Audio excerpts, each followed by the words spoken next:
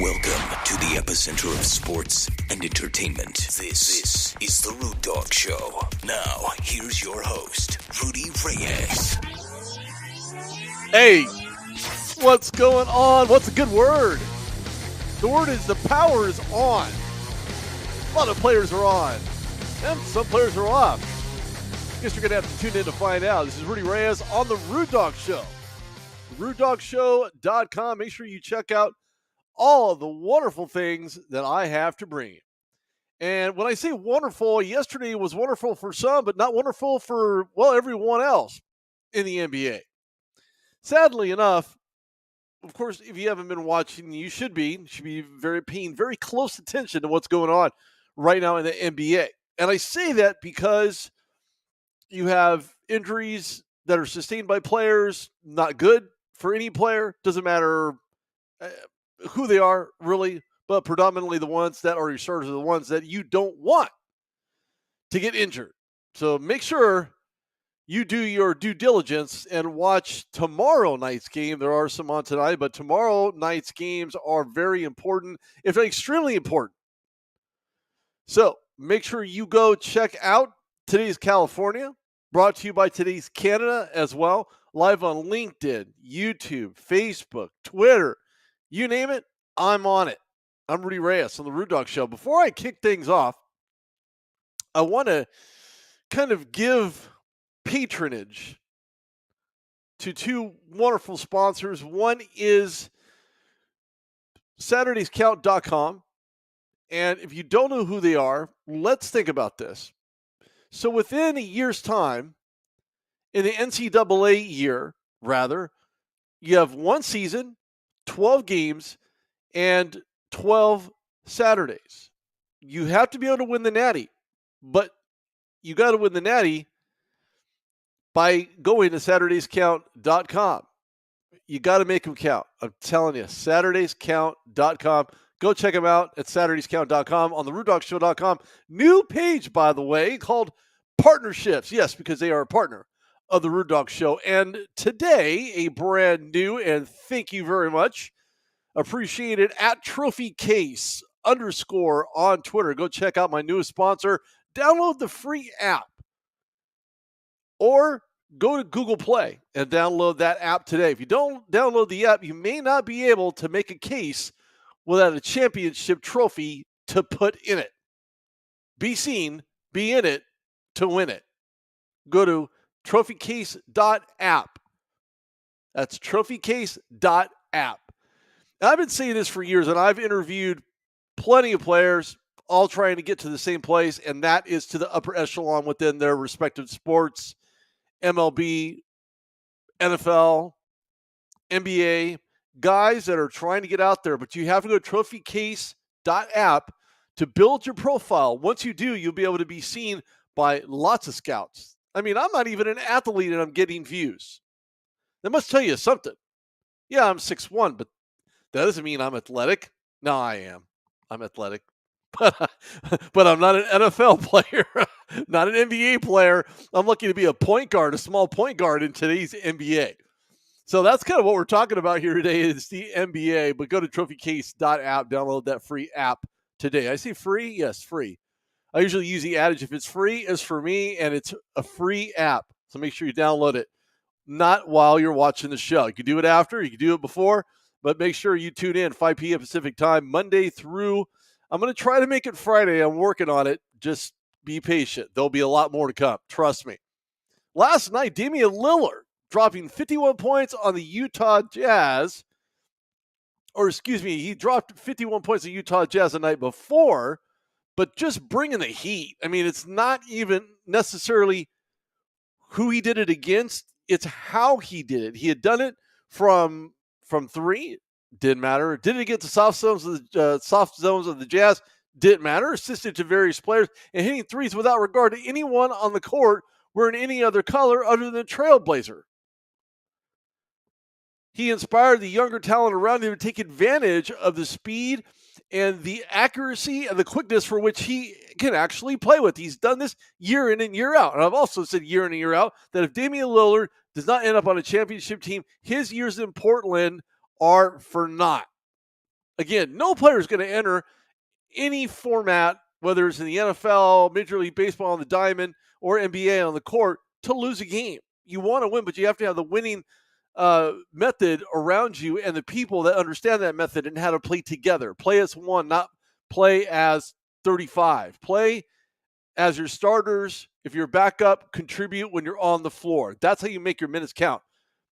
And one thing about Damian Lillard, he was really able to put it down last night. I really appreciate his enthusiasm, his athleticism, his ability to make something out of nothing.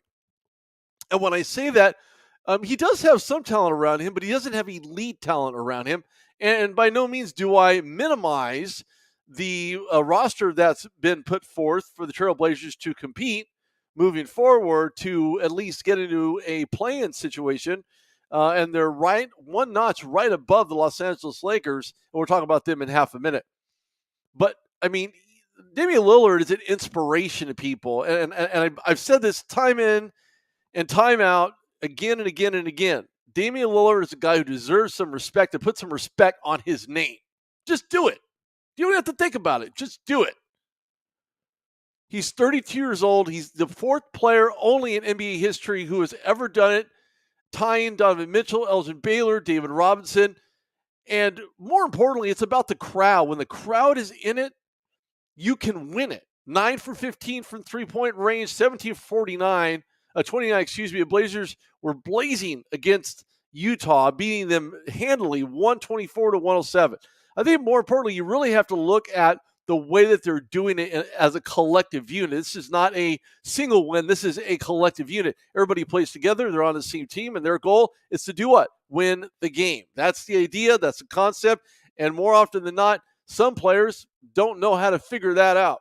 And unfortunately, it may not come other than at the cost of your team losing, and the difference between getting into a play-in or those that don't belong in a play-in at all.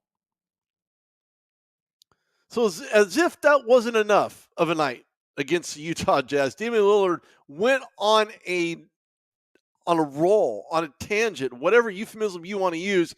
He humiliated the Rockets, putting 71 points through the iron in a 131-114 win, as if it wasn't enough. Well, apparently it wasn't, because the NBA decided to smack a drug test on him. And in post-game, he made comments in regards to, I mean, honestly, I was like, are you all serious? Lillard Sunday during his post-game conference, I did a urine test and backed it up with a blood draw tonight after the game. It's actually the first time in my career I've been tested after a game. Now, the NBA can't do this. They have the complete legitimacy of saying, you know what, you're going to take a blood test. This is who you are. I don't care how many points. I don't care what team you play for. They can randomly do this.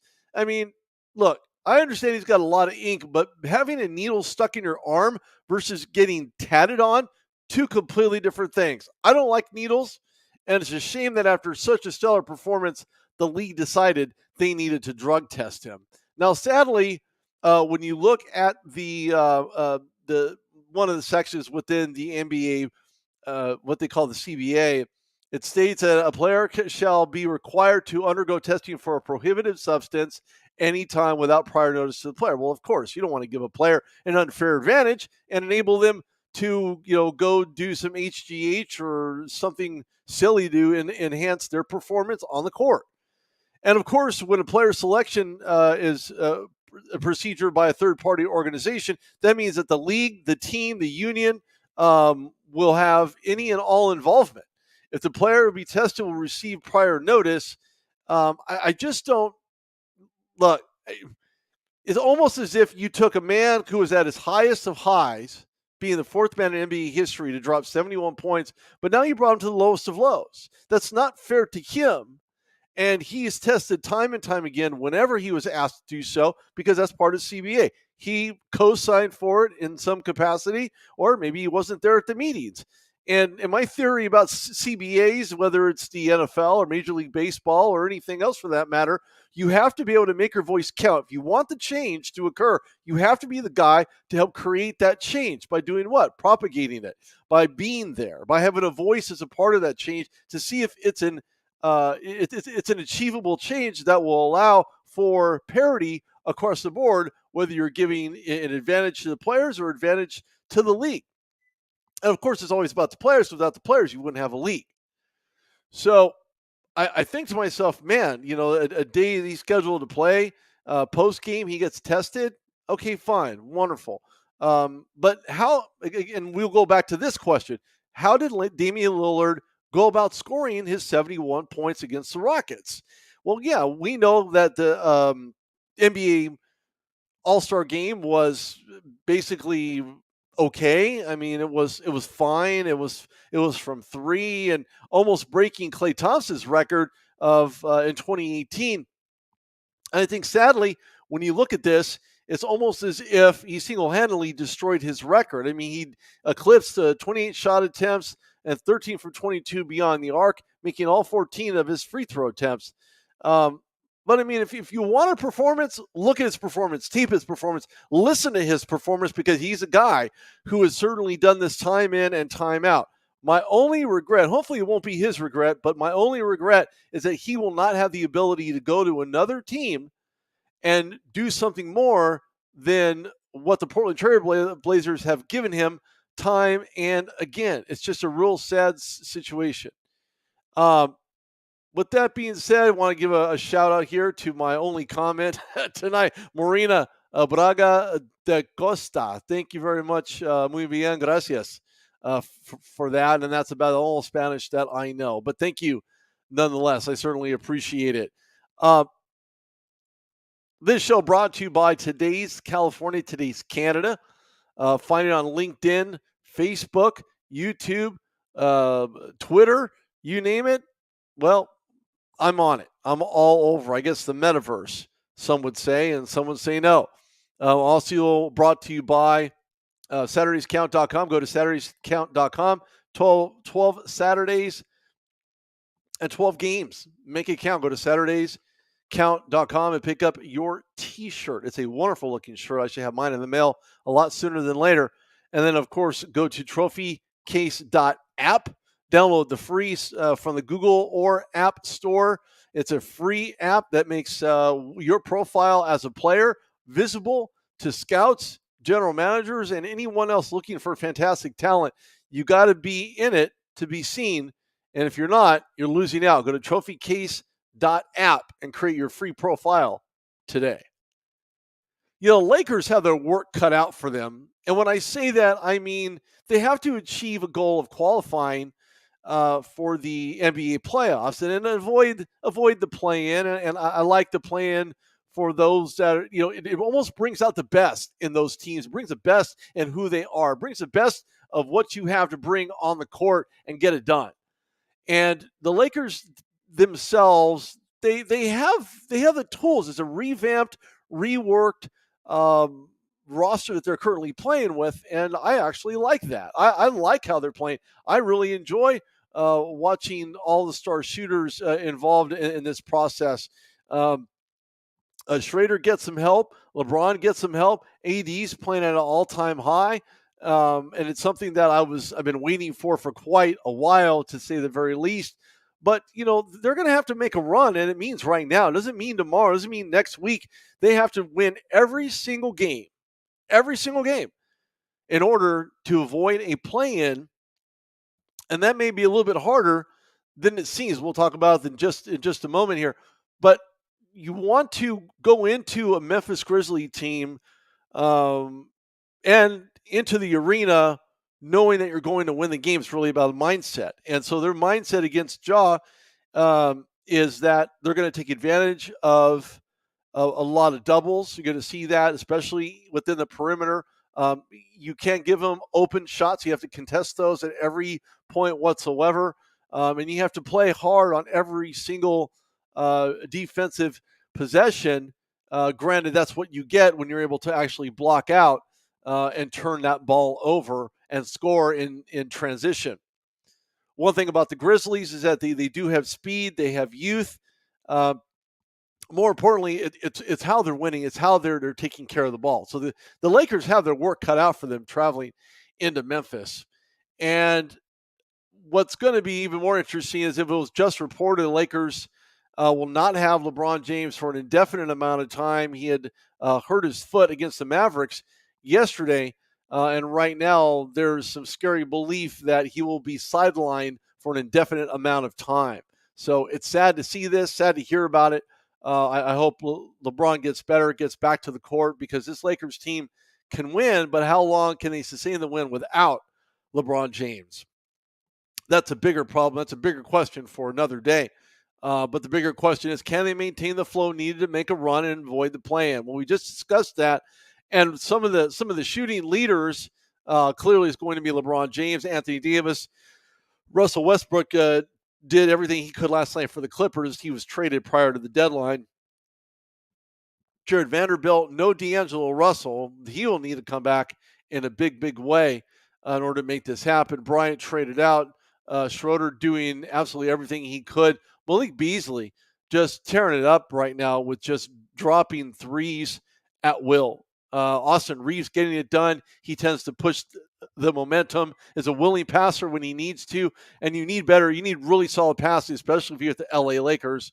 But at this juncture of the season, you can't go and expect to get a win and do this time and time again when you're down over 27 points against the Dallas Mavericks like he had seen yesterday.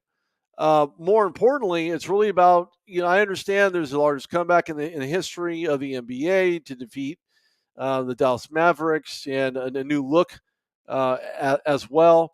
Mavericks, Anthony Davis, 30 points, 15 rebounds. LeBron, 26 points. Vanderbilt with 15 points and 17 rebounds and 4 steals. So it's not like they don't have the capabilities of actually winning, but one thing the Lakers can do is they can get on runs, and they did that in the second quarter, third quarter, and of course to close out the game in the third quarter.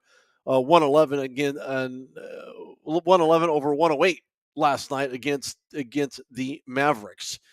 So the Lakers have their work cut out for them, traveling to Memphis, then the Thunder, Timberwolves, and then the Warriors, who they had beat earlier, and not to pass in the future, I should say. So hopefully they're going to avoid some losses. Hopefully they're going to get some wins out of that. I like the win over the Mavericks, but you can't do that without LeBron James as a part of that lineup. I expect to come back behind over 27 points. That's just not right. It's not going to get it done for the Lakers at all. Grizzlies, that is a winnable game. I see that going down to the wire. Oklahoma, I see a win there. They have a young roster. They're very talented, but they just don't have the experience that the starting lineup for the Lakers actually have, with AD as big as he is, hopefully, and crossing my fingers, injury-free for the remainder of the season in order for him to take advantage of smaller lineups by him being the center and basically blocking out the paint and being that willing passer that he needs to be. Timberwolves, I see that as a possible win. They really put on a clinic against the Clippers yesterday, with Knicks getting it done from 3 inside of the paint. I think he had a double-double yesterday. Really, really good. And, of course, still no Steph Curry for the Golden State Warriors. I recognize that you have Klay Thompson still a part of that rotation and really being the willing passer, but also shooting and doing a very good job of it as well. You do have some firepower there. I just don't know that there's still enough to beat the LA Lakers, and hopefully at that point of reference, you're going to get LeBron James back, or at least an update in regards to what LeBron James brings to this Lakers team, if for some reason he is not the guy on the floor and being a willing cheerleader. This is Rudy Reyes on the Rude Dog Show. Again, brought to you by Today's California, Today's Canada. If you're into that kind of thing, make sure you follow me at Rude Dog Reyes on Twitter. Go to therudedogshow.com. Check out for some good stuff coming up as well. The NFL Combine. I have 2 gentlemen that are actually heading there right now who will be there this weekend. So stay tuned to the rudedogshow.com NFL Combine page that I'll be creating here in a while, maybe a day, maybe tomorrow morning. I don't know. We'll see. But make sure you tune in.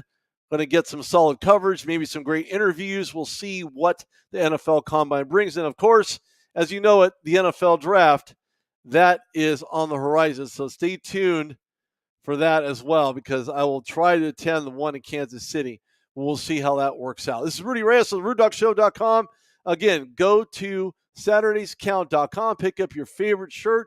12 Saturdays, 12 games. Make it count. Get the natty. Go to SaturdaysCount.com. Go to TrophyCase.app. Download your free Google or App Store app today. Be seen, be recognized, but you have to be in it to win it at TrophyCase.app. This is Rudy Reyes on the Rude Dog Show. I'll see you guys tomorrow. Thanks for tuning in. It's been about 30 minutes of your time with me today.